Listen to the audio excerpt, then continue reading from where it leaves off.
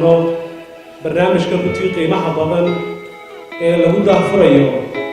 barnaamijka kobcinta xirfadaha dowladda Somaliland barnaamijkaas oo markaa runtii iska kaashadeen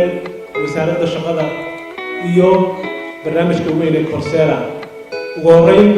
waxaan runtii hambalyo weyn u dirayaa wasaaradda shaqada iyo bulshada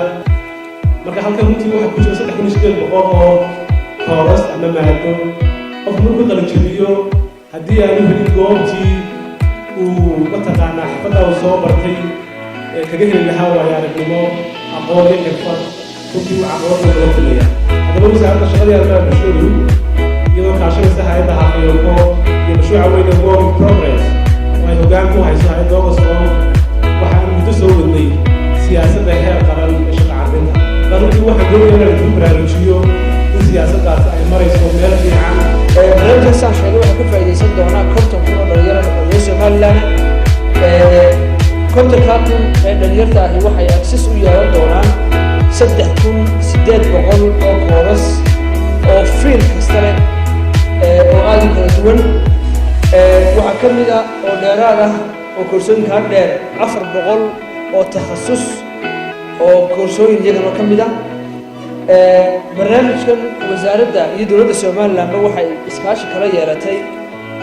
akademiyadda weyn ee habka caalamiga ah ee online-ka ku bixisa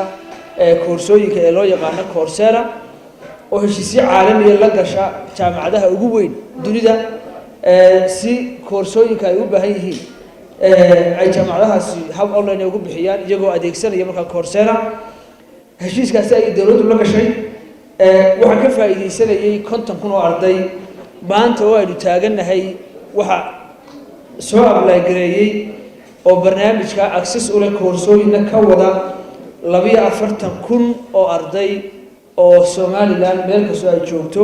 waxaa dhankooda iyaguna goobtaasi hadalla kala duwan ka jeediyey maxamed cabdilaahi cabsiye maxamed xuseen cusmaan mu'adinka agaasimaha barnaamijka shaqo qaran gudoomiyaha hay'adda shaqaalaha dowladda farxaan aadan haybe qoraa xasan cabdi madar wasiir ku-xigeenka wasaaradda qorsheynta qaranka ee Somaliland wasiirka wasaaradda dhalinyarada iyo ciyaaraha yuusuf maxamed mire boos wasiirka isgaarsiinta tiknoolajiyadda dr cabdiweli sheekh cabdilaahi soofi wasiirka wasaaradda xiriirka golayaasha maxamed xaaji aadan cilmi iyo mas-uuliyiin kale oo dhammaantood si isku mid ah hoosta uga xariiqay muhiimadda garanada barnaamijkani leeyahay waxa haddaad wax baratidaad xirfad baratid adigoo gurigaaga jooga oon hargeyso u dhaadhicin oo aan meel la suuq marin ayaad 8 saacadood 9 saacadood gurigaaga kabani marayka jooga u shaqaynaysa waxa qura ay ku xidhan tahay inaad xirfadda la xidhiidhayo language-ka waa fursad wanaagsan lacagta inaga bixinayna haddaynu lacag ka dhigno wax la goyn karo maaha runtii haddii shahaadooyinka kaliya ka soo qaado 50 kun oo shahaadada lacagta aynu yarayno $50 weeyaan waa $2 milyan iyo badh haddii qofkiiba 3 kooras qaato 50 ka waxaynu qaadanay 150 kun oo kooras baynu qaadanay marka halkaana waxa weeye waa wax oo furan wanaagsan barnaamijkan Coursera waa fursad wanaagsan oo inoo soo hoyatay waxaanu tusaale u yahay inkastoo ictiraafku maqan yahay inaan aqoonsi aynaan haynin haddana inaynu adduunka u furanahay oo aynu la macaamili karayno dhalinyarada waxaan ku boorinayaa mar walba inay ka faa'iidaystaan isku dayaan oo ta ugu muhiimsana waxa la yidhaahdo self employed inuu qofku isagu shaqo abuurto qof kasta ma aha inuu u shaqeeyo qof horta marka koowaad aniga laftigayga waxaan ka mid ahay ardayda Coursera ku jira ilaa 8 kooras baan ka qaatay wasiirkooda runtii waa challenge aad iyo aad u weyn anu wasaaraddan hambalyeynaya daayirtan waxa leeyahay aad iyo aad looga faa'iideysto maanta howlwadeennada wasaaradda iyo shaqaalaweynaha wasaaradda aad iyo aad baan runtii ugu hambalyeynaya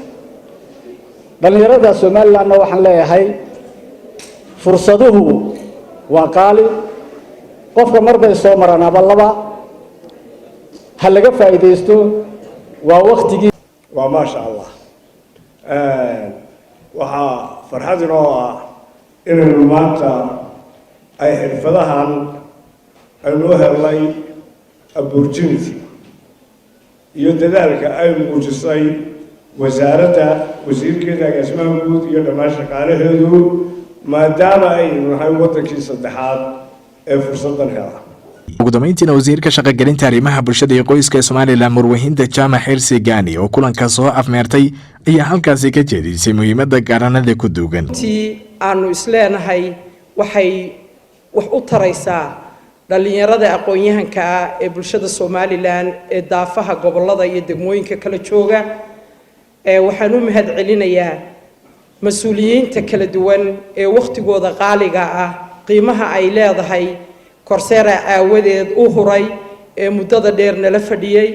marka koobaad waxaan idinku adkaynayaa sidii dadkii horeba ay sheegeen anoo uga mahad celinaya